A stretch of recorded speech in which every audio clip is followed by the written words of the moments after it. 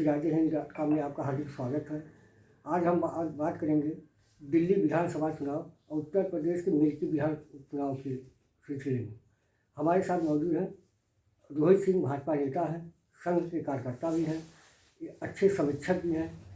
आज रोहित जी, आप ये बताइए, आज चुनाव परिणाम आए हैं दिल्ली के जी, उसको किस नज़रिए से आप देख रहे हैं?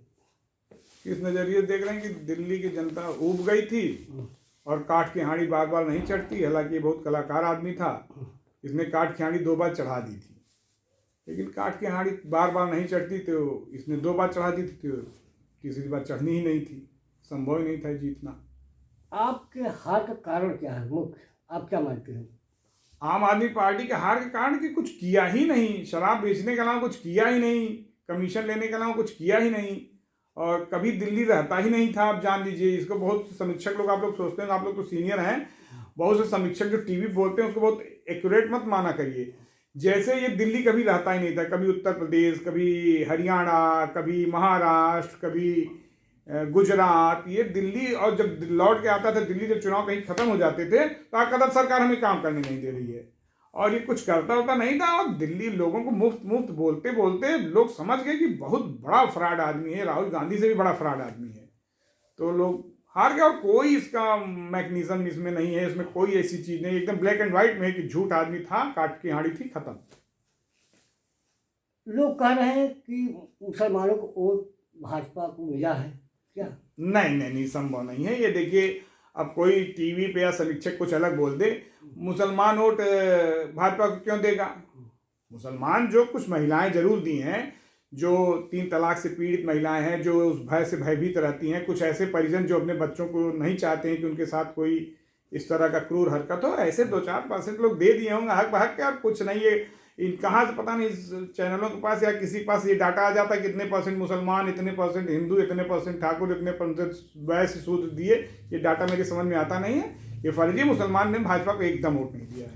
ये सत्य है कि भाजपा की जीत हुई, जो जीता वही सिकंदर, लेकिन जो आंकड़े अभी तक आए हैं, इलेक्शन कमीशन के जो आंकड़े आए हैं, उसमें परसेंटेज में अंतर बहुत कम है। जैसे आंकड़े अभी तक के जो आंकड़े आए हैं, 45.81 बीजेपी, 43.74 आम आदमी पार्टी को, 6.36 जो है कांग्रेस को मिला है। अगर ये कांग्रेस और आपका जोड़ दिया जाए तो आप तो चुनाव हार चुके थे। अब तो अगर ऐसे जोड़ना, देखिए अंक गणित के हिसाब से चुनाव नहीं होता। अब ऐसे जो आप एक तरफ भाजपा को अलग रख दीजिए, से सबका जोड़ दीजिए तो लोग पूर्ण बहुमत में आ जाएं। ये काल्पनिक जोड़ घटाना होता है, चुनावी राजनीति से इसका कोई मतलब नहीं होता है। और सीधे सीधा अंक गणित इसमें है कि ज्यादा वोट मिला है, ज्यादा सीटें मिली हैं, और कांग्रेस का इनका सबका जोड़ दीजिए तो बट नेचुरल, अगर हम 50+ नहीं रहेंगे तो ज़्यादा वोट परसेंटेज तो अदर्स का रहेगा ही। लेकिन ये कोई जोड़ने घटाने का तरीका नहीं होता है। ये सही बात है, वोटों का मार्जिन अभी गिनती चल रही है, अभी फाइनल डाटा चुनाव आयोग से आना बाकी है। लेकिन इसका कारण ये है कि मध्यम वर्ग एकदम शिफ्ट हुआ, गरीब आदमी शिफ्ट हुआ, पूर्वांचली इधर शिफ्ट हुआ, और मुस्लिम मतदाता एकदम आम आदमी की तरफ कंसोलिडेट होकर लगा रहा। ये भी विपक्षी आरोप लगा रहा कि AIM आपका सहयोग किया भाजपा का। अरे कहाँ AIM, तो हमको लगता है 1% वोट भी नहीं पाया है। ओवैसी 1% भी वोट नहीं पाया होगा, 55, मतलब हमको लगता है 1% भी वोट नहीं पाया होगा। वो कहाँ से भाजपा का सपोर्ट करेगा? वो भाजपा का सपोर्ट कर सकता है? लगता ही नहीं, दोनों नॉर्थ पोल साउथ पोल हैं। चुनाव परिणाम आने के बाद केजरीवाल जी का बयान आया है। उस केजरीवाल में उन्होंने पहली बार ऐसा हुआ कि उन्होंने EVM को दोषी नहीं ठहराया। अरे उसकी बात एकदम मत ध्यान दिया कि वो समूह तक शुरू हो जाएगा। वो पहले से ही जान रहा था चुनाव हार रहा है, तो चुनाव आयोग और ये वो सब किया हुआ था, और शाम से शुरू कर देगा कि EVM दोषी है, चुनाव गलत हुए, ये सब। उसका केजरीवाल की बात को गंभीरता से, केजरीवाल और राहुल गांधी की बात को गंभीरता से तो लेना ही नहीं चाहिए। वो कब क्या कहेंगे, कब क्या नहीं कहेंगे, इसकी कोई गारंटी नहीं है। उत्तर प्रदेश के मिल्की विधानसभा का भी चुनाव परिणाम आया है और लगभग 60,000 के अंतर से बीजेपी जीतती है। जी, यह कैसे हो गया? अभी वहाँ पे आप हारे थे लोकसभा। वही चीज वहां हुआ कि काठ की हांडी थी, वो एक बार चढ़ गई, अब अखिलेश यादव की भी नहीं चढ़ेगी। अखिलेश यादव दिल्ली गए थे केजरीवाल को जिताने और अपनी सीट नहीं बचा पाए। हकीकत है कि वही काट की हांडी वाला मामला था। एक बार अखिलेश यादव की भी चढ़ गई काट की हांडी, 2 बार केजरीवाल की भी काट की हांडी चढ़ गई। अब खत्म, इन लोगों की कोई राजनीतिक प्रासंगिकता 2-3 सालों में रही नहीं जाएगी। और आप जान लें कि अब केजरीवाल यही करेगा, 2-3 लोगों से इस्तीफा दिलवा के विधानसभा में घुसने की कोशिश करेगा। आपको मैं पहले बता दे रहा हूँ। अभी हमारी विपक्ष के नेताओं से बात हो रही थी, सपा के लोगों ने बताया, कहा ये सरकार चुनाव जीती है, जनता ने नहीं दिया।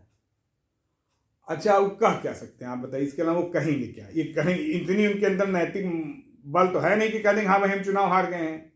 कांग्रेस के लीडर्स कांग्रेस छोड़ के जा रहे हैं, विपक्ष वाले विपक्ष छोड़ के जा रहे हैं, कह देंगे ईवीएम पुलिस जांच करे, कहे पुलिस इनकी है। आखिर कोई तो एक व्यवस्था होगी जिसके माध्यम से देश, प्रदेश, जिला एक सिस्टम से ही चलेगा ना। अब इसके अलावा वो क्या सकते हैं? वो बड़े बेशर्म लोग हैं, वो अपनी हाथ स्वीकार करने वाले नहीं, और किसी के ऊपर दोष देके अपनी कमी नहीं देखेंगे। सपा के प्रदेश अध्यक्ष का बयान आया कि वहाँ पे प्रशासन ने वोट देने ही नहीं दिया। तो उनको वोटवा कहाँ से इतना मिल गया? अगर वोट देने नहीं दिया तो उनको उतना वोटवा मिला कहाँ से? यही अभी जीते थे तो बता रहे थे कि हमारा गठबंधन चल गया, अब वोट नहीं देने दिया।